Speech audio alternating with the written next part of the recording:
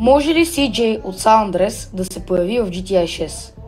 Това е доста често задаван въпрос от феновете на Rockstar и GTI.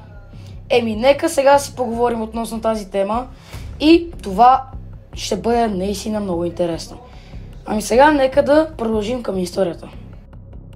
CJ беше не просто герой в GTA San Andreas. Той беше основна част от духа на цялата игра. Историята на семейството, приятелството и властта беше основен елемент на сюжета. Кой помни онзи момент, когато CJ се върна в родния си Лос Сантос, за да се бори за семейството си и да поеме контрола върху улиците?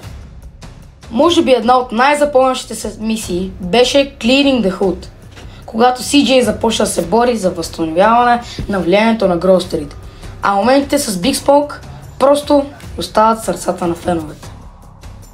Но какво ще кажете за GTA 6? Може ли CJ да се завърне в най-новото издание на Rockstar? Нека разгледаме някои възможности. Първото нещо, на което трябва да имаме предвид, GTA 6 вероятно ще има нови герои и нови локации, което означава, че можем да видим нови динамики и нови лични истории. Но, едно голямо но, няма да е нещо ново за Rockstar да добавя стари герои от предишни игри, нали? Виждате ли, CJ не е само любимец на феновете, но и ключов за франчайза. Rockstar винаги е правила такива референции към предишни герои, както го видяхме с Майкъл, Тревор и Франклин в GTA 5.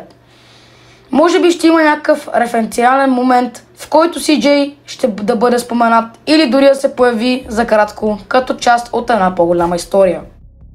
Говори се, че GTA 6 може да се съсредоточи върху различни локации. Може би ще се преместят от Латинска Америка към Vice City или дори нови места в Съединените щати. Ако CJ трябва да се появи, има няколко възможности.